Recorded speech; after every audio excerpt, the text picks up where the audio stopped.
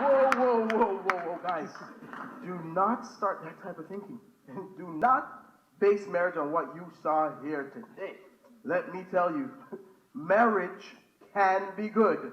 As long as two people establish the correct base, marriage can be fantastic. All right, you guys are watching way too much television. Listen, it's been a long time since June Cleaver was last on TV. Can you guys honestly name one person or one happily married couple in the 21st century? And if either one of you says the Huxtables, yo. I, for one, look forward to marriage with the right man. You know what? That's right. And that's why today is the first day of the rest of your life. Have a seat. Call your brother. Sit down. Now listen. They say one is the loneliest number. Brother. It just isn't right to be alone. In the Bible, in Genesis, it says to leave mother and father and join to another. Oh, what bliss when each dog finds its bone. Solitude is so solitary. Isolation tends to isolate. So stop playing the field.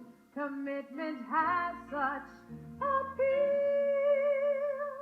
'Cause marriage can be great.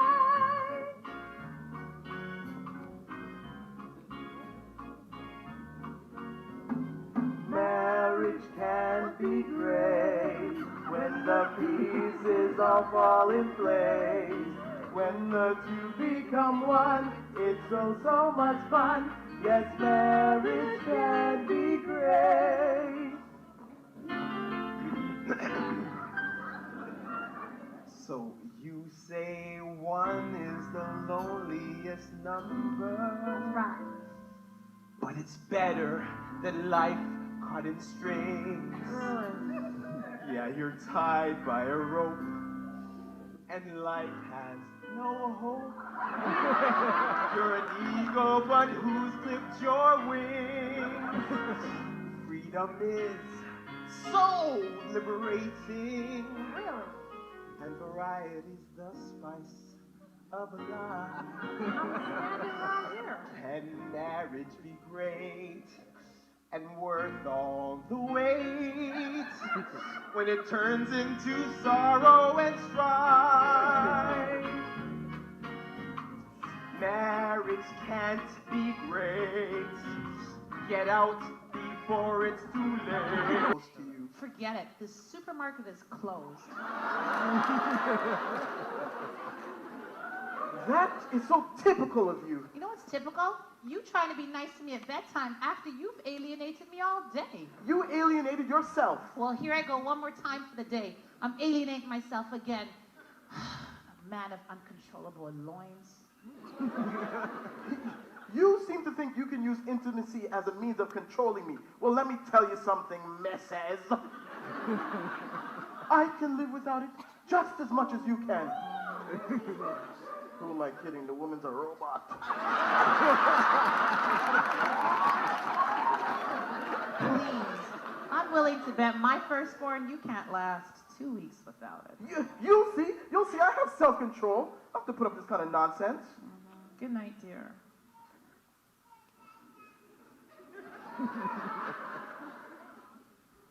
I can do this. I can do this. I don't need to be tormented like this. I am a grown man. Well, I tell you, no one is going to make me a slave to anything.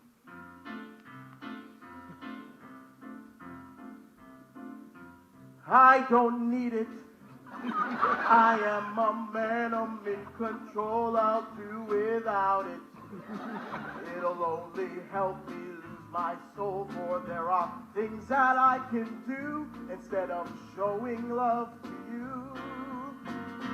I don't need it.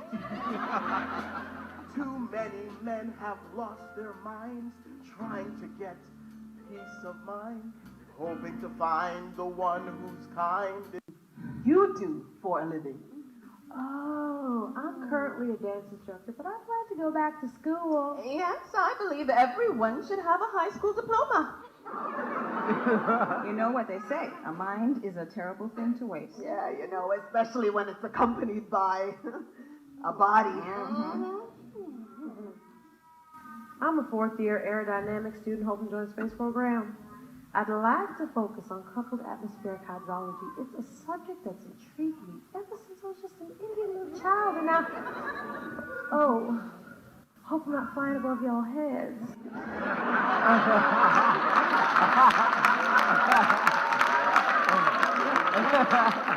Well, it appears that would be easy since it seems y'all never would have left the ground. Oh, are you speaking down to us? I would never do a thing like that. Oh. As a matter of fact, I don't think y'all understood a word I just said. So I wouldn't RS speaking down to y'all. That would be an exercise of futility. You know, it was a bad idea to have this meeting without Marion. Let's reschedule. I need to get home to my husband. But I haven't had a chance to ask your advice yet. Next time, honey, just hold the thought. I hope I didn't say anything inappropriate. I was just trying to be friendly. Look, darling, don't you have some dance class to attend or some book to read on flying? Flying? Flying?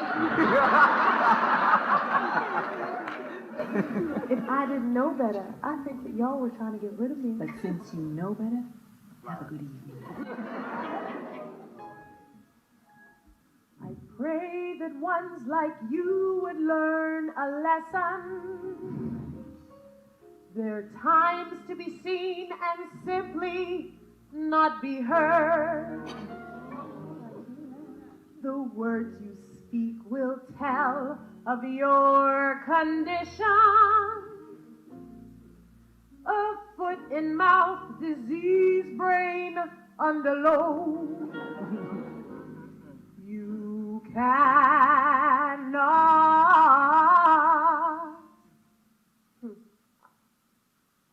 judge a book by its cover.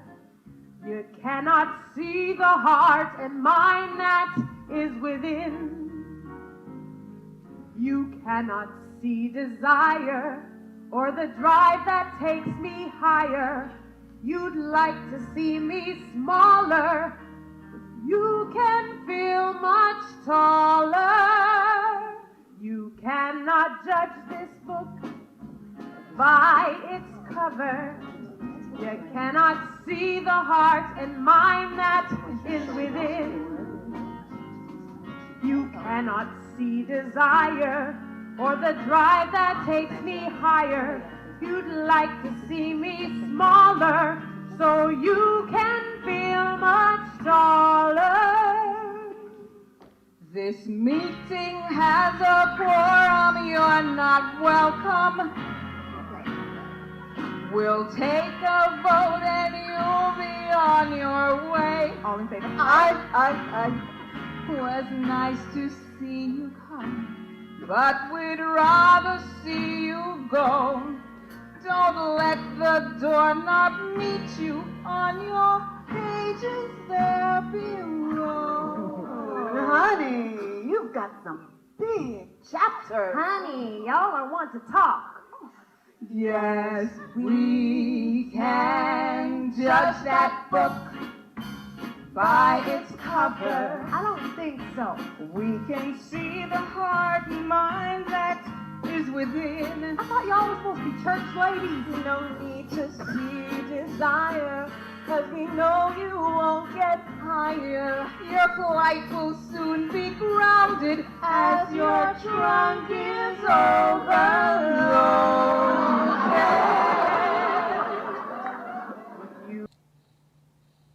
Lexi, Hi, how are you doing? I'm good. How are you? You look kind of surprised a while ago. I did.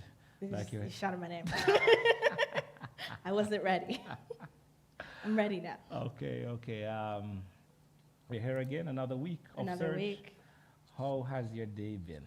It's been good. It's been nice. I got to see my aunt today, so it was nice to see her after a while. Yeah. How was your day, Ben? It was great. I realized that you were online watching the service today. Yes, I was. It was about the Holy Spirit, correct? That is correct. And the wind. Yeah, that was really interesting. That was really interesting how you tied those things in. Yeah. So today we are doing our part 1 of a part 2 production. Prejudice, racism, it's the talk now. I mean, the world is being made aware as to what's going on. What's going on. We could have 5 parts, really. We could have 5 parts. So this week we have 2 guests on set, but next week we're working on a panel, right? Yeah. Who do you have? So today I'm going to be interviewing Jabari Lindsay, our resident troublemaker. That's what they call him at Meadowvale. He's my good elder. Of course. No, Jabari has been a mentor to the youth, and it's definitely good to hear from him, especially from a social work perspective. That's so, right. Yeah. And who are you interviewing this week? I have Carl Cunningham. He's from Carl Hutchinson. He's from the Apple Creek Church. Okay. He's a writer. He does plays. He has a lot to share on the topic of racism. So I know that our viewers are in for a treat this evening. This is UpSurge, real people, real discussions, real questions, real answers. UpSurge, where the surge is always up. And welcome back to UpSurge, where the surge is always up. Joining me, I have Jabari Lindsay, an elder at Meadowvale. He is also a social worker. He's been in the field since the year 2000. So he's going to be talking to us a little bit about racism in Canada and racism both in the field as well. So just to start off, Jabari, do you think that racism exists in Canada? So first, I want to say I'm not a troublemaker. Let's start there. Okay. Yeah, I think to answer your question directly, yes, racism exists in the world. Yeah. I think it's one of those conversations that we tend to, in North America, get our conversations from the South. But we definitely need to think broadly about the concept of racism in Canada. Absolutely. So as you said, we're both social workers. We think about the concept quite readily. But I want to answer your question and also think about it from a definitions perspective. Yeah. Absolutely. So when you say does racism exist in Canada, you have to think first. Do human beings prejudge one another generally everywhere? Well, Absolutely. yes. In Canada, definitely. Then, as we continue down that slope, do human beings prejudge one another based on how we look? Well, yes, definitely that is something we need to consider. And then finally, based on how we look or how we think someone looks, with a whole bunch of other conceptual things that are fed into our brains from birth, we then make decisions based on what we think about another person. So if I'm walking down the street and someone smiles at me, depending on who that person is, the context of it, the setting of the day, the time of the day, how I'm feeling, you as well. You may take that differently, nuanced, challenged. That smile could be from someone that makes you feel happy, or it could be for someone that you want to run away screaming, saying, why is this guy smiling at me so oddly, right? So I think the concept of does it exist in Canada is so true now because everything is America, US, and we're not necessarily having those conversations in Canada as yet. It feels like we almost distance it, so it's not here at home. We're safe here. Well, it's like having a neighbor that makes a lot of noise. They don't really do much. They don't cut their lawn, and you want to say, no, I'm not like that person. Of course. But we're both homeowners. Yeah. And at the end of the day, something is going to go on in my home that may go on in their home, and we need to have a conversation about it. So. Absolutely. Okay, so just in talking about that, what is anti-Black racism? We've had that conversation. I've heard that term thrown around, and I hear it in the classroom, but just to our general viewers, what is anti-Black racism? Well, it's a good question because as a you got one more year, right? One more We're year, gonna celebrate. yeah. I remember when you chose to be a social worker, and I was like, yeah. I was excited. So anti-black racism is an interesting concept because there is the general prejudging of a human being, yeah. right? And the general discrimination that happens. And then there are, if we consider the construct, I'm sure you've heard that in school. Absolutely. So the concept of race is, you know, there are brown, black, peach. My kids went to daycare, Jesse and Corey, yeah. and Isaac. And they said, the peach people say this, and the peach people say that, as kids, right? Like they had already at 3, 2 years, 1 year old, started to filter the world through this color, this color, this color. Yeah. So to drill into racism to say is that someone prejudges someone based on someone else's color, but also the nuance that they believe that their race is better. Okay. Right? So that's an important nuance. It's not just I think that your race is crummy, it's that I also think my race is better. Anti-black racism is a concept of a structural piece of racism that exists that will negatively affect people of African heritage or darker skin. Okay. So it's you'll hear it in school around colonialism, around structural racism, but it's really this predominating thought that the darker the berry, the more nasty the juice. If you were to take that thing and kind of mix it up. Yeah. So it's hard to just say, well, that is anti-black racism or that is anti-black racism because it's so difficult to put your finger on. Yeah. But it's one of those things, as you probably heard in school, once you get that lens and you know how to see it, it's unseeable. You can't stop seeing it. Right. It's in everything. And it drives you crazy. Yes, yes. So anti-black racism is one of those things where it's systems, structures, processes that are set up to purposefully hinder the progression of people of African descent or of darker skin.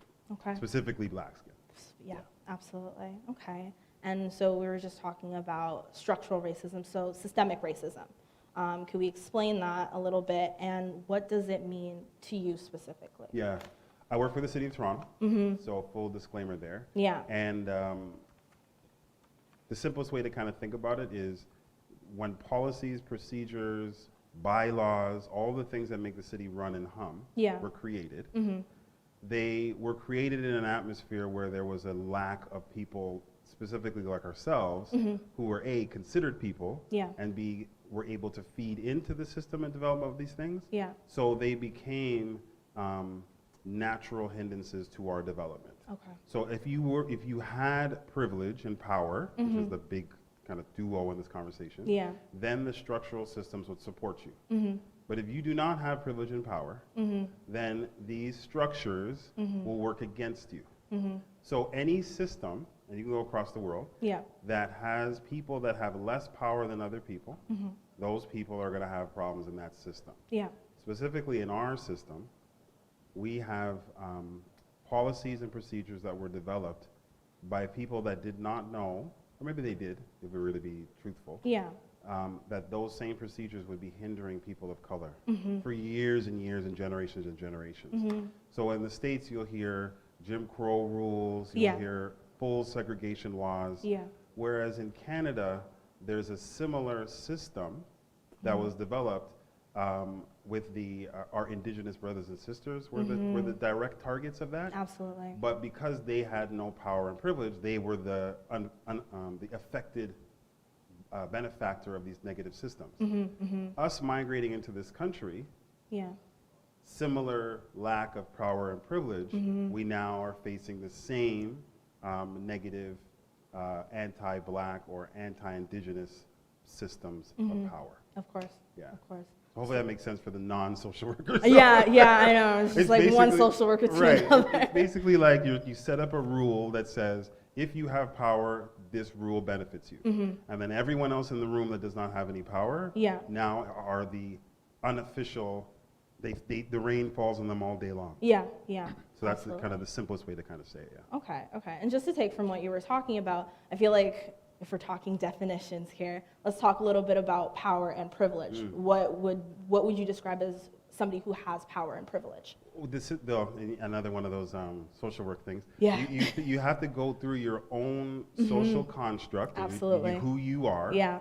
and think about the things that bring you power. So I, as a black man, will be able to say that I have faced racism and anti-black racism in my life. Yeah. But I am also a man. So that maleness brings me power. Absolutely. So that begins to balance. I have a home. I drive a car. I got a job. Power, power, power. You're doing okay there. I'm doing, well, my wife would say I'm doing better than okay. I'm working hard out here. Yeah. So the more you strike on that power and privilege ledge, the better off, according to our particular system, the better off you're doing. Yeah. Whereas I actually managed an office for Ontario Works, or welfare, it was called 20 years ago. Okay. So I know men, women, children who are on the opposite side of the spectrum. Yeah. No money, no home, no job. Plus they have new to the country, don't speak the language well, and they are part of a religion that is not part of the populist religion here. Yeah, yeah. Lack of privilege, therefore lack of power, therefore all the negative things that comes along with it. Absolutely. So it's a system where you can eliminate the person that's standing at your door saying, we don't want you here, go home, we hate you, that overt racism. But it's a system that also has that that challenging undercurrent that you could feel if you're one of those people, but if you're not there, then it's kind of goes challenge. over your head. Yeah. Okay, okay. So we've all seen what's been going on recently in the news, all over social media. It's been a lot. So I just want to ask, how have you been coping? Wow. Not well. I think the COVID quarantine. That made it worse. Well, you know what? It made it so that you had nothing else to think about but whatever was coming through your TV screen if you chose to watch that. Yeah, yeah. So for some of us who are Christians, it gave us a more chance to spend time in the Word uninterrupted. But for myself, we opened an open office, so I've been going to work. You know, when the streets were clear and everyone was cowering at home, I was going into work. Yeah, yeah. So for me, the coping was difficult because the two things that COVID-19 did not destroy, even though we got social distancing and now everything's online and all that, it didn't destroy poverty and it didn't destroy racism. Absolutely. So we still had homeless gentlemen and people showing up at our door looking for food every day. Yeah. Because when Tim Hortons and all those things closed, they had nowhere to go. Yeah. So we had people showing up to us saying, well, you're the last door that's literally open. Everyone else is hiding. Please help me. Yeah. And those same people would then go to, when things started to open up slowly, to a bank or to a food bank and something. And then you'd have people there saying, you might, now the subtle nuance of racism saying, I didn't want to serve you before because you're poor or dirty. Now I could just say, well, you might have COVID. Absolutely. Stay outside. Yeah. So it was really challenging to deal with the COVID scare, as I call it. And also just the pervasiveness of all of the things that didn't go away. Yeah. Right? So I've been dealing with that by trying to support people, and I guess we could talk about that as we go along. Yeah, yeah, absolutely. We're just going to take a short break, but when we come back, we're going to jump into all of that. This is UpSurge, where the surge is always up.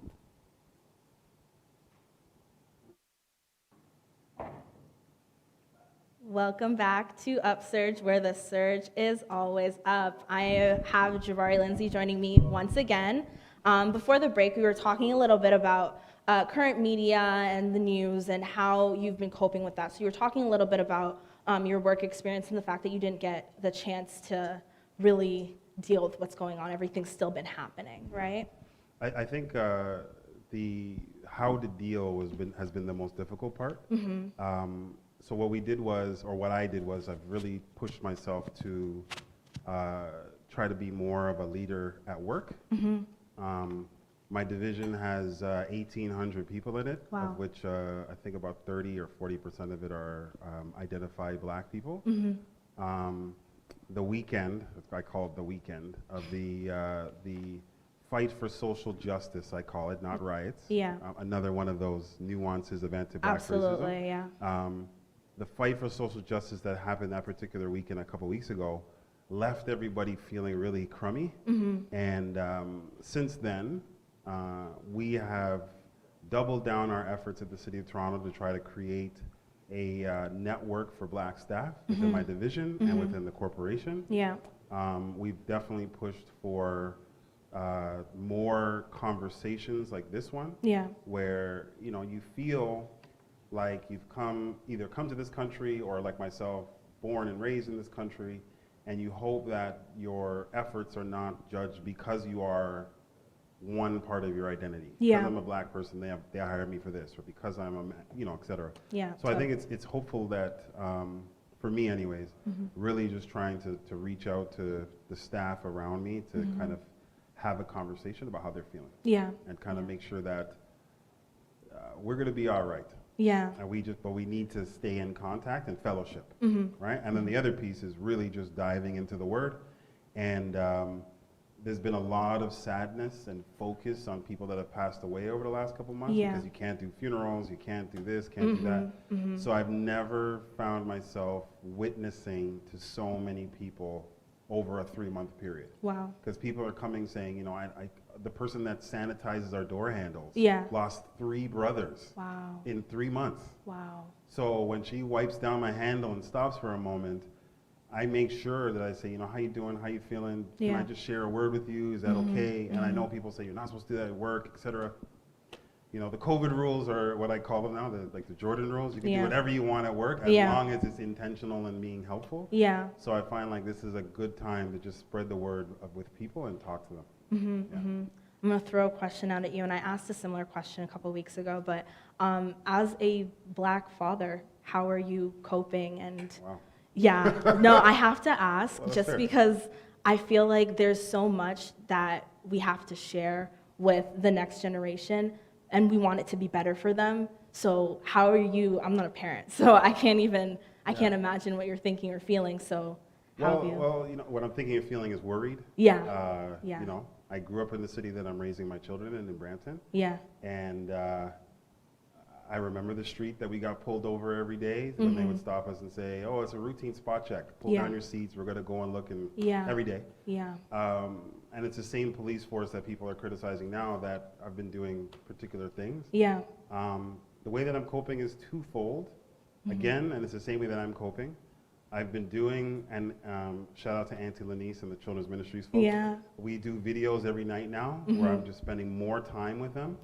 A quote that a good friend of mine gave me when I first became a father 11 years ago, he said, your children need to know your character. So before I'm a black man, before I'm a dad, before I'm this, they know me as a person, all of my flaws, all of my negativity. And when the TV may say, we're looking for a man with, literally heard this, I was walking on the street the other day and police, looking for a man, suspect, dreads, 6'3", and I'm like, oh my God, that's me.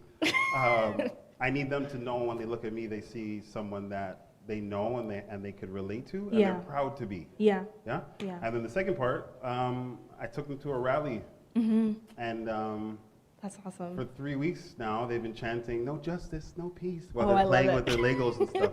So I'm hoping that, my dad is from Grenada, and he grew up with Morris Bishop, and he would tell us about the conversations that were happening there about togetherness and people and making sure that we were raised in a social conscious way. He handed me my Malcolm X book when I was 12. So I'm doing the same thing with my kids. I'm just going to raise them from a social justice perspective, but also knowing that they are proud black people, regardless of whatever the world decides to tell them that they are. Absolutely. So that's my father answer, I think. And then I'm going to add a piece to your question. As a husband. Because my wife, I think, sees me leaving every day, and there's a worry that black women have for their men, that they don't talk about it a lot until something unfortunate happens. So I think for me, the praying with her and making sure that we're connected has been even more important because this is a scary world for men that look like myself. And for their partners. So when my wife sees me go every morning and I say, don't worry, I'm gonna be okay. I'm gonna take care of myself. And then we pray together. We're asking God to kind of lead our steps to make sure that I come home. Absolutely. So it's important.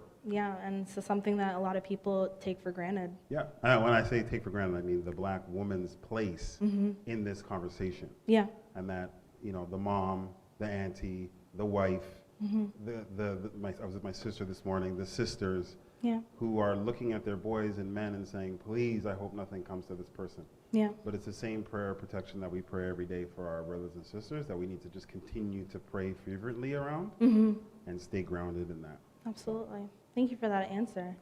We're just going to move on. So what have you been doing? You talked a little bit about how you've been coping and how that reflects at work, but what have you been doing in terms of the next steps? Well, I'm trying to, again, from a spiritual place, just really being mindful about praying for the youth of our church. Yeah. I don't know what it's like to have that much information coming at you. Google and YouTube and all these things that I tell my children are only like 15 years old. Yeah. Right? So I grew up in a space where we knew all of the evils and dangers that were around us, but they weren't telecasted through our phones and through our TVs and through our this.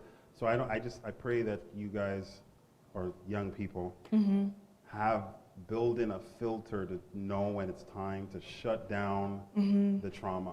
Yeah. And say, you know what, I'm just gonna run through a sprinkler today. I'm just gonna do that. Yeah, right? yeah. Let's go eat a popsicle and just be a kid and not try to change the world social justice wise every day. Every day. I think the other piece is just, I've been trying to reach out to young people that I know and just make sure that they're okay and ask that question purposefully, or like, how are you doing? Yeah. And then, the other way is I'm trying to become more social media mindful. Okay. So posting things and sharing art and sharing words of wisdom and things that your generation lives in a world that, unless you know how to get into it, like through your phone or through your computer, like you don't get access to that. Now that I know how to do it, I don't think I'm that old,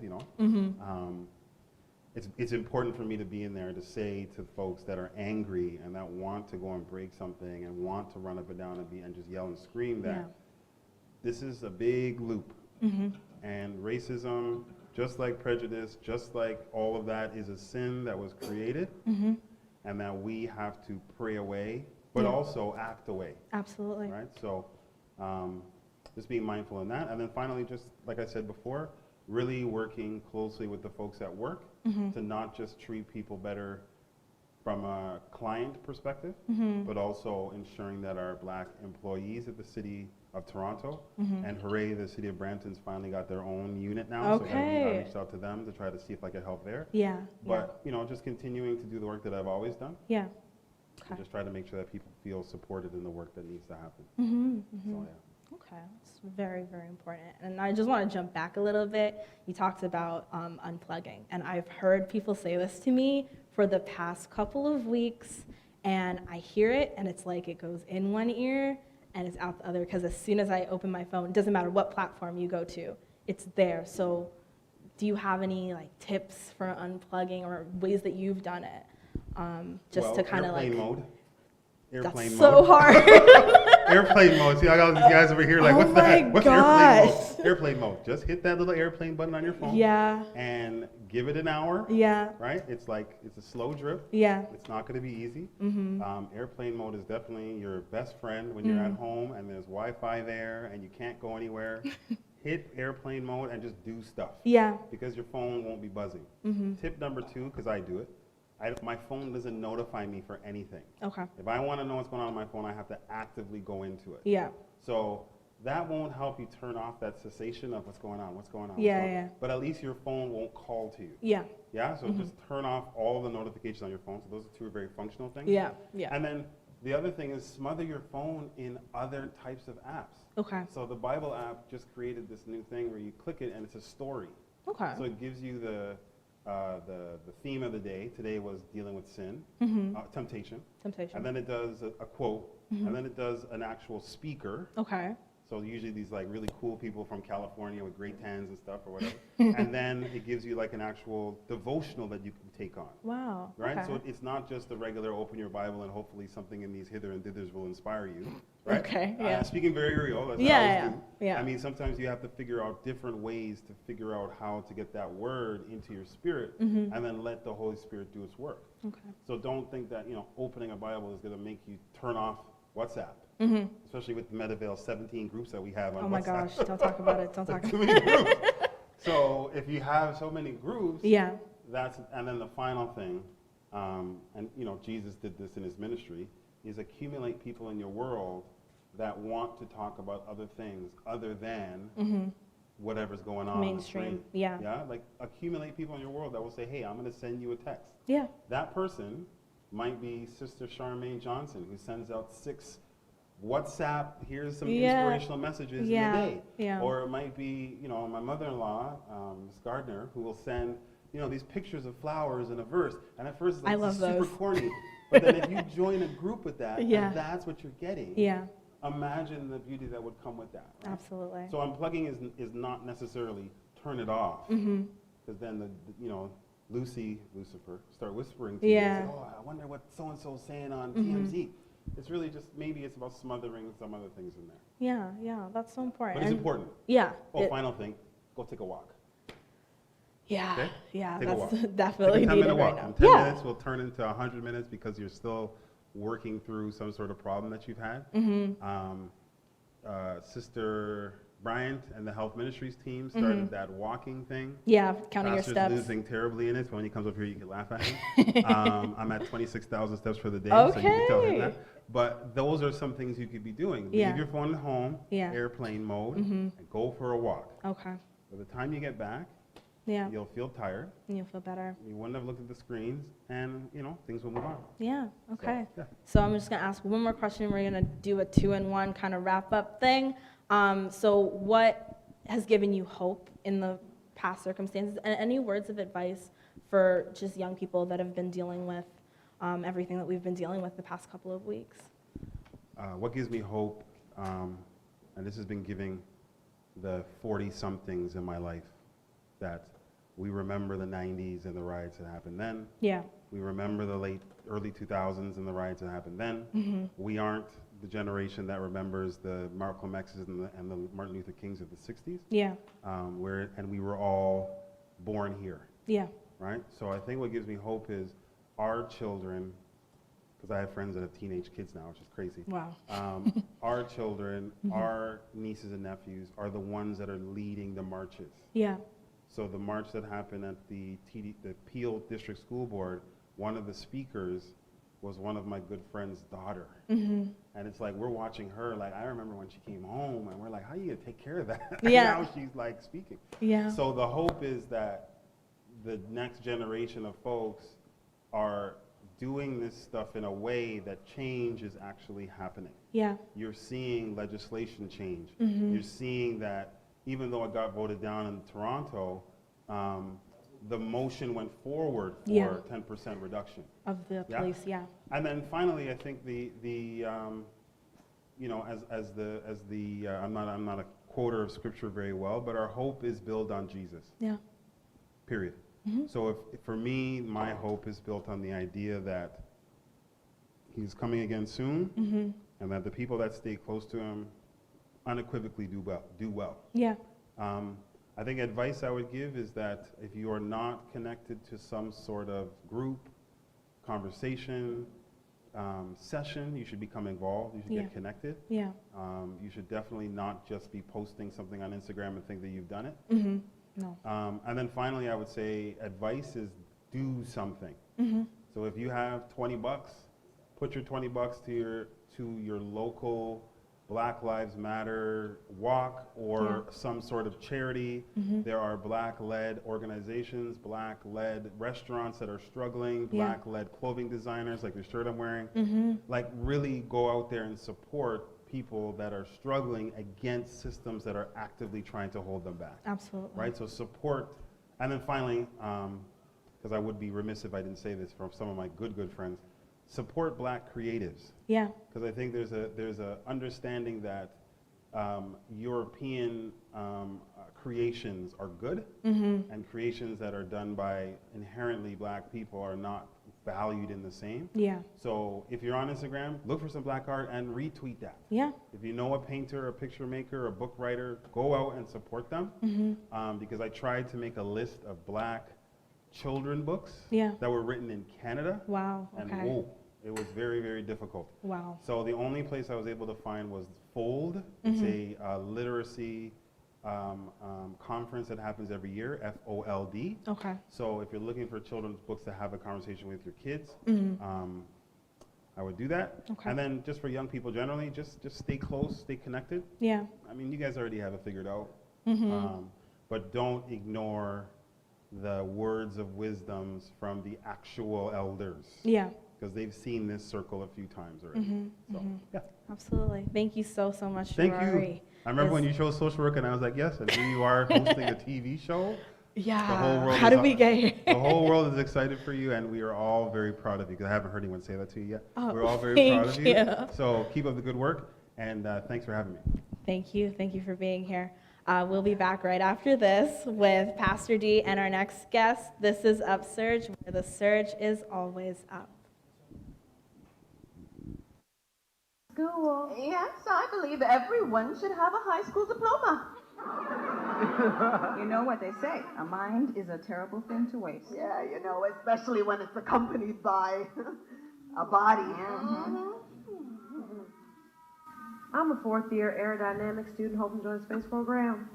I'd like to focus on coupled atmospheric hydrology. It's a subject that's intrigued me ever since I was just an Indian little child, and now... Oh, hope I'm not flying above y'all heads.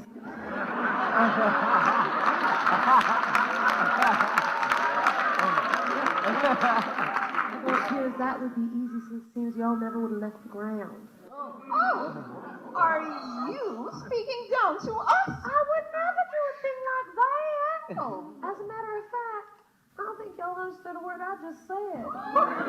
So I wouldn't risk speaking down to y'all.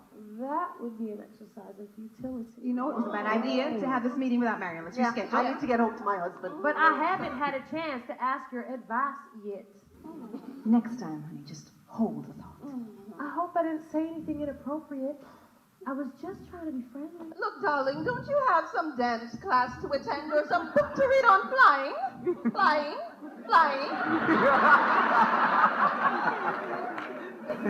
If I didn't know better, I think that y'all were trying to get rid of me. But since you know better, have a good evening. I pray that ones like you would learn a lesson. There are times to be seen and simply not be heard. Welcome back to UpSurge. Real people, real discussions, real questions, real answers. UpSurge, where the surge is always up. We're here this evening with our second guest, Mr. Carl Hutchinson. That is me. A writer, a sales training manager. You told me something else that is still kind of shocking. You're married for what, 30 years? 20 years? 39 years. Married for 39 years. So yeah. I really want to know how old are you? Because you got married when you were 5? You got it. Right on. Just 5. I was right out of the cradle, man. Right out of the cradle. Tell us some more about Carl. And in telling us about yourself, explain the mathematics. How you are 45 and you're married for 39 years. Yeah. Well, the math works out rather conveniently because I also have we have 3 children. Okay. And the youngest is 30 and the eldest is 36, along with 3 grandchildren. Our oldest grandchild is 12, soon to be 13. And we have a 9-year-old, who's the 9-year-old and 18-month-old grandchild as well. Wow. Yeah, so you are a writer. Yeah. We were playing some of your pieces during the break. Tell us something about that. Well, I've been writing for quite some time.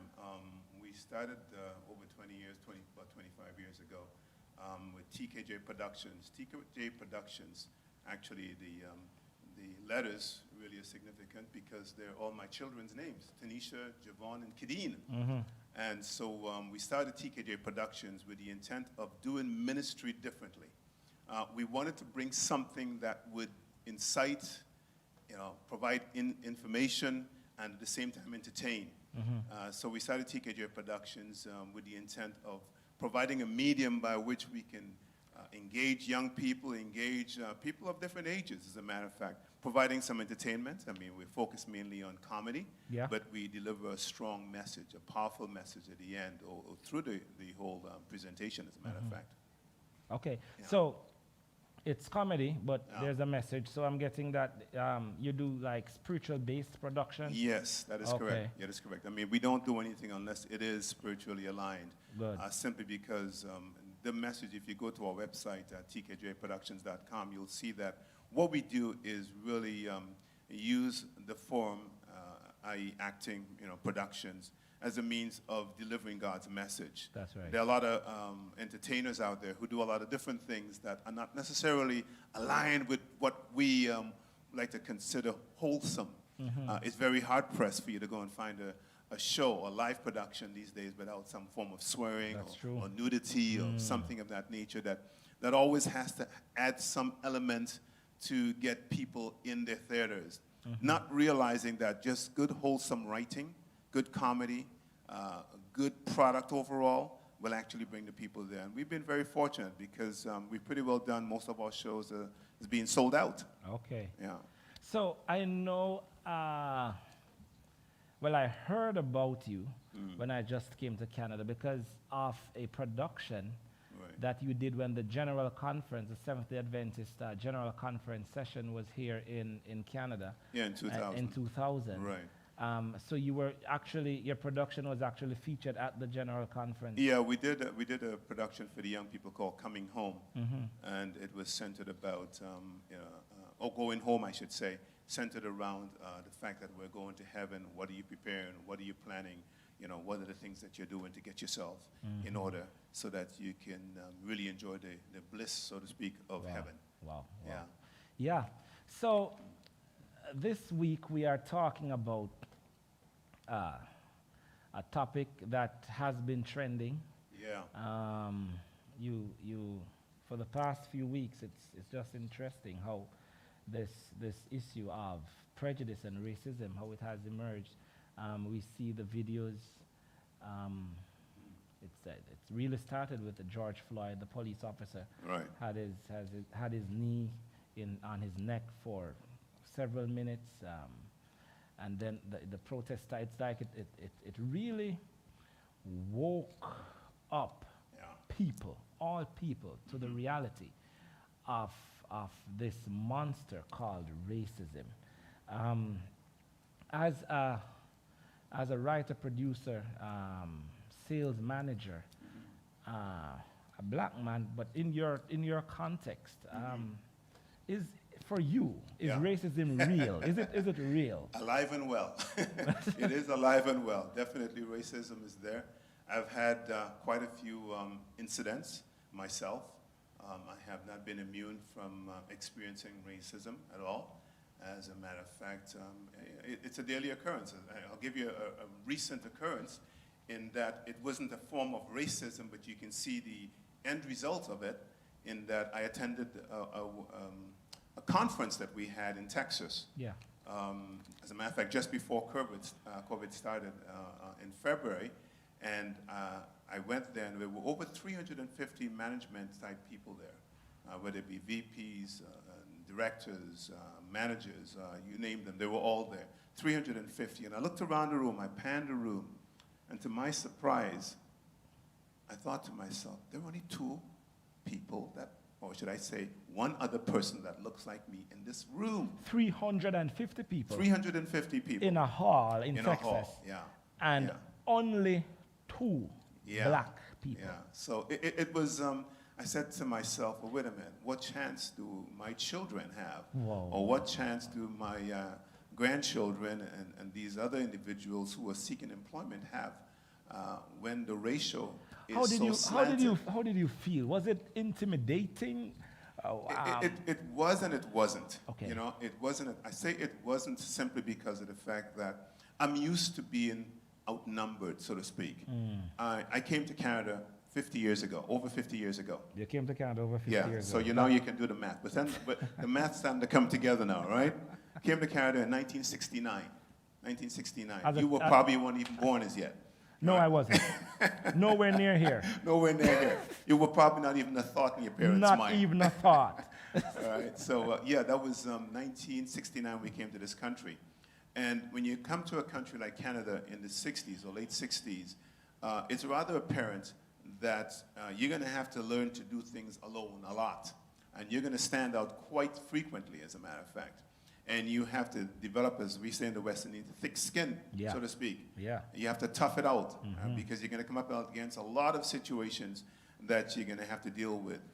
You know, when you look at what's happened recently with Floyd and a lot of the different things that are being, because of the good old camera and social media, all right, we're seeing a lot of those things now. But it's not that they weren't happening before. We're catching them now. We're catching them now. Yeah. They become visible to but the but naked but eye. this thing has been going on for a long for a time, while. For a long time. It's just a blessing now that we have the opportunity, as you said, via gadgets. Right, and you can speak to any. Sorry to cut you off, but you can speak to any person who's been in this country or anywhere in North America for as long as I have, and they can tell you stories. They can give you a lot of stories. I mean, I can tell you stories right now, riding my bike home. Where in Canada? Because I want to know, this is a question that a lot of people, I talk to people all the time, and they're like, so, I mean, you're okay. You're in Canada. That's what my friends in the States say to me. Paved with gold. Yeah, they're like, no, you don't. I'm like, I understand what you're going. I'm like, they're like, no, you are in Canada. You don't know what is happening here in America. Yeah. You coming here in the 60s, right? Do you, and you have been here for 50 years. That's correct. Over 50. Tell us, is racism here, is it strong, is it entrenched in Canada? Is it an issue that we have to deal with in this context? It's an issue. It's just a little bit more. It's not as in your face as the U.S. It's overt. It's there. Canadians are very good at presenting a front. Yeah. They're very good at it. And let's face it, we live in a melting pot. We have a lot of cultures represented in North America, and that's been the saving grace of black individuals to a large extent, because we have a lot of Indians, we have Chinese, we have a lot of different cultures that are here. So we do have a mixture of different peoples here, but that does not isolate us as black people from racism. I remember going for a job interview, just to bring up another incident. I remember going for a job interview after sending in my resume. Carl Hutchinson, if you look at that name, Carl spelled with a K, Hutchinson, very German. You're expecting somebody blonde, blue eyes. Yeah. So I sent my resume in, which apparently they were really excited about, and called me in for an interview.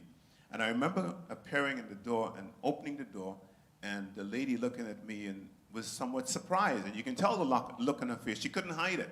Wow. Simply because of the fact that she wasn't expecting someone who looked like me.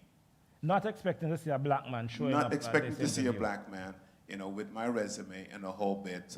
A black man with such a colorful resume and and the name. And the name, it just doesn't jive. It didn't work. Didn't work. Yeah. Didn't work. So a black man just don't fit in this kind of. So she was rather honest about it, and she said, well, quite honestly, your name and your resume, gave me the impression that you were somebody else. She couldn't hide it. She couldn't hide it because she was shocked. She was shocked. Wow. Yeah. Wow. Do you have any experiences growing up? Because when we think about the 60s, we know a lot of things transpired during those times. Do you have any experience you'd want to share?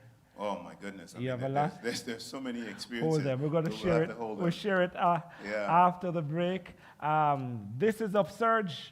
Real people, real discussions, real questions, real answers. UpSurge, where the surge is always up. We will see you on the next side of the break. UpSurge.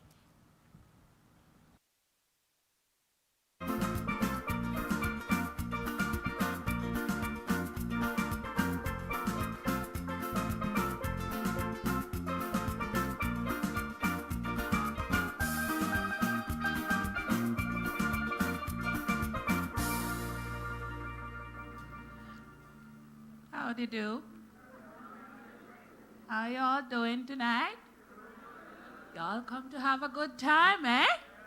Great. For all the Jamaicans in the house, how you do? All right, all the Trini, how y'all do? That's all I know. Anyway, my name is Mavis Mackenzie, and I am neither rich nor poor. The Lord blessed me with 5 children. He knew I couldn't handle more. 4 of the 5 have moved away. Yeah, what we're playing one of your pieces. Yeah. We're gonna get a full, well, not a full version, but we'll play some more if we could find some time at the end of the show. And for viewers to really see, I was enjoying that clip, but then our stage manager said that we have to go. But I was tuning into the ladies. Seems so interesting, right? So yeah, so you were saying in the 60s. Yeah. Yeah. Tell us about the experiences you had as a young man. Well, as a young man, I remember one incident coming home from, I used to work at this drop-in center called Oakwood Youth Center, at Oakwood and Vaughan area, Oakwood and Sinclair, I should say Sinclair and Dufferin area, between Dufferin and Ossington, and riding my bike home, and I was pulled over by these police officers. They pushed me over onto the sidewalk, grabbed my bag off my back, and took it and emptied it out on the sidewalk, and was looking through, and I said, "Is there something wrong?"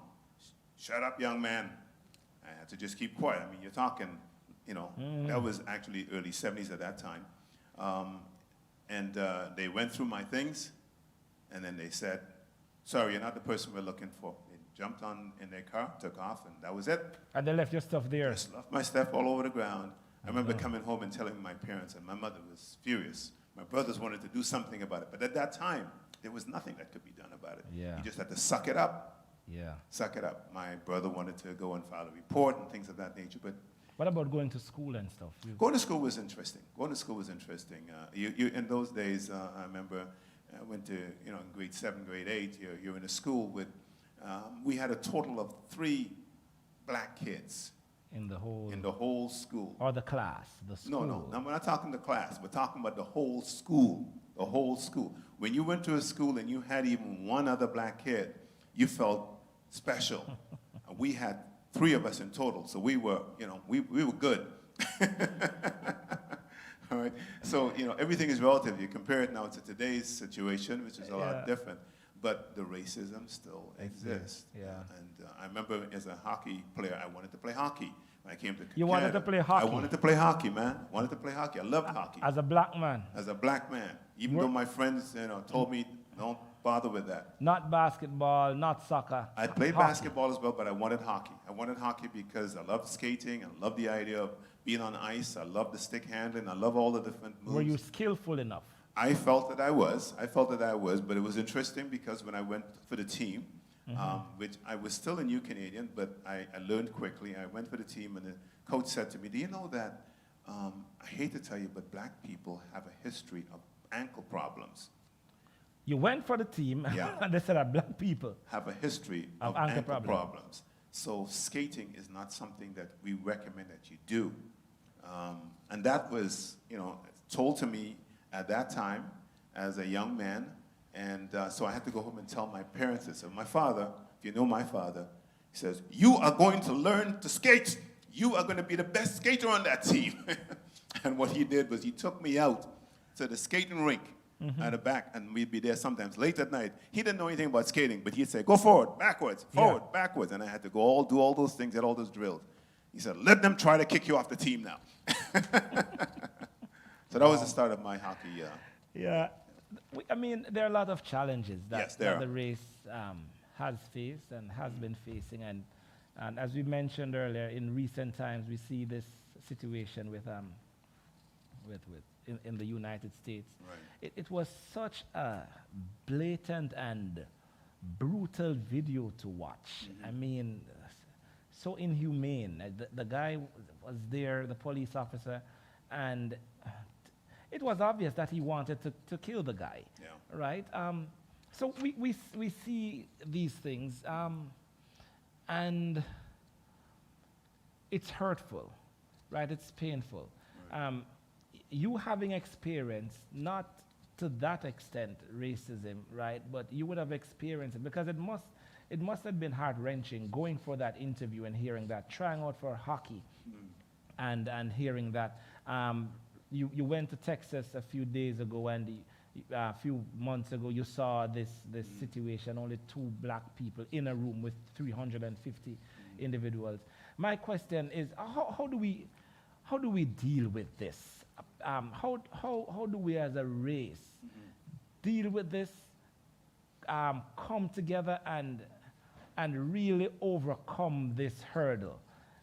Well, one of the things that we're doing right now, which you and I are doing, is talking. And talk is very important. As a matter of fact, as black men, I think black men in particular, we need to get some of these things out by having conversation. One of the things that we started recently was this group called Let's Talk, and it's really a group of black men coming together to talk about how we actually feel about these things that happen, because historically we've been known to hold a lot on the inside, and we boil, and that really causes a lot of problems. As you know, we're at high risk of heart disease, we're at high risk of hypertension and all these different challenges that health-wise, and many of those things are caused by stress. True. And so because we don't let a lot of these things out, we hold a lot of things on the inside. So we first of all must talk. We must learn to get it out, have conversation. Secondly, then what we must do is devise means by which we can support each other. Yes. The black community now more than ever, if this isn't a wake-up call for us to come together and realize the importance of supporting every member of the black community, then there would never be another opportunity of this nature. Wow. I don't think we would have missed the boat. And when I talk about supporting, I'm not just talking about saying, hey man, you're doing a good job, keep up the good work. No, I'm talking about put your money where your mouth is. Yeah. I'm talking about ensuring that you hire, ensuring that you support financially other businesses that might be struggling, ensuring that we don't create what is called individual wealth. When I talk about individual wealth versus community wealth. That's deep. Yeah, it's a challenge. Individual wealth versus community wealth. Yeah, and the reason why I mention that is simply because of the fact that, unfortunately, many of us are enticed or encouraged to build individual wealth to show ourselves being better than the next person.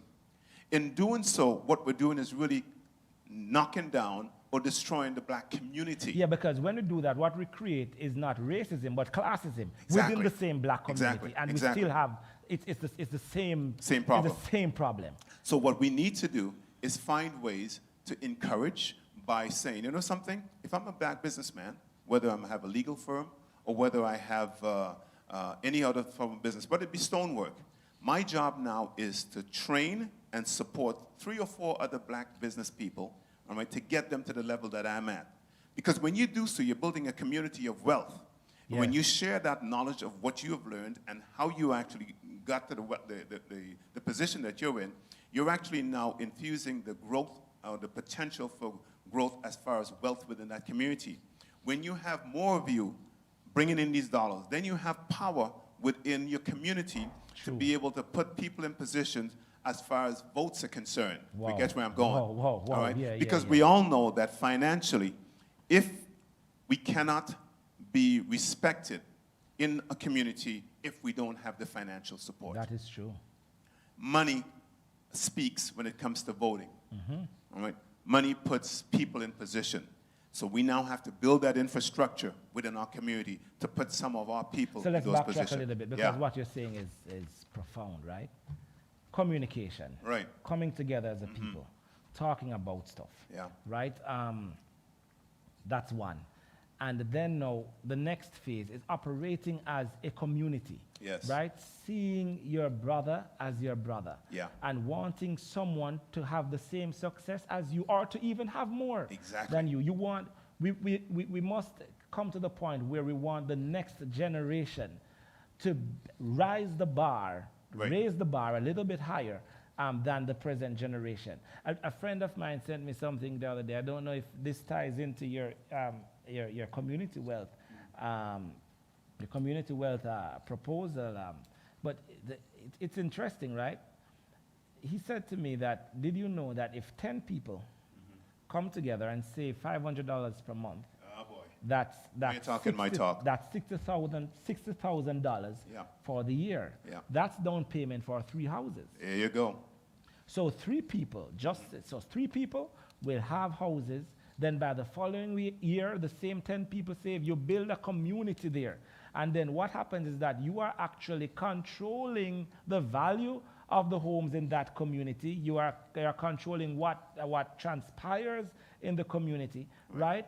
That's just a way to and now those 10 people individually start that out with 10 other individuals. Yes. Can you see how that would multiply? Yeah. And not think necessarily about my personal riches, because I believe there's a major difference between individual riches, because riches, it's not generational in many cases.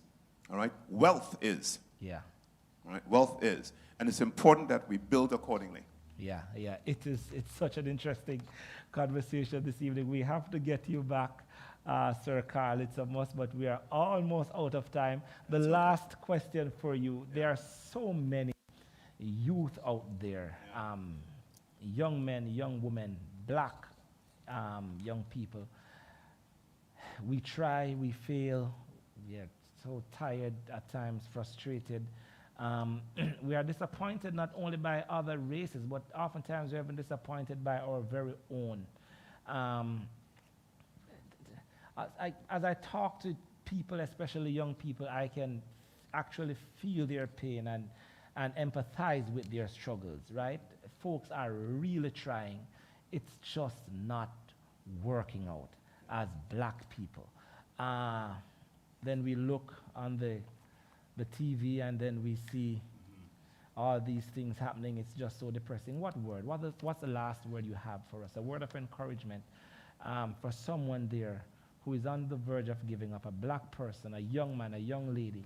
Well, the first thing I'm going to say is, first of all, don't give up. Yeah. If I look back on my 50 years in this country, if you look back to where we were 50 years ago and where we are today, steps have been made. True. We can't always think from a fatalistic perspective to say that, something, it's not going to work out. We have to create opportunities for ourselves.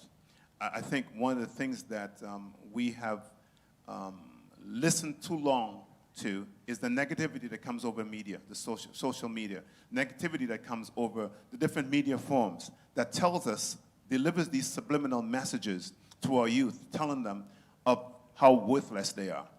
We now as parents, we now as grandparents, we now as a community must find ways to communicate positive messaging on an ongoing basis from the time these children are young, from babies, letting them know of their worth. Now, what's entrenched, or what should be entrenched in everything that we do, is the fact that we must have a foundation. Yes. And some people don't like to hear too much about this, but it is so important that we have a Christian base. We got to have that base. The God factor. You got to have the God factor, because that's your pivot. Yeah. That's your pivot. Once I can get you to understand the importance of God in your life, yes, we can have conversations about growth. Yes. And it becomes much easier. Yeah. But if you don't see the positive impact that God can have in your life, then you would feel somewhat, discouraged and feel like life has no hope. And I tell you, there's a lot of hope. There's a lot of opportunity for us. All we have to do is grab it. That's true.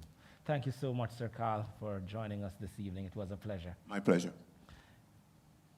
This is a wrap. UpSurge, real people, real conversations, real questions, real answers, real issues. UpSurge, where the surge is always up. Be sure to join us next week, same time. We will be having a panel, UpSurge Part 2, Racism, Prejudice, Racism. Panel will be here. It's possible that Sir Carl will be on the panel. I hope you could make it next week for that. But we continue to have the conversation. This is UpSurge, where the surge is always up, and it's a wrap. I'm Very heart has tried to heal all the pain that God must feel. God must be laughing at the silly things we do.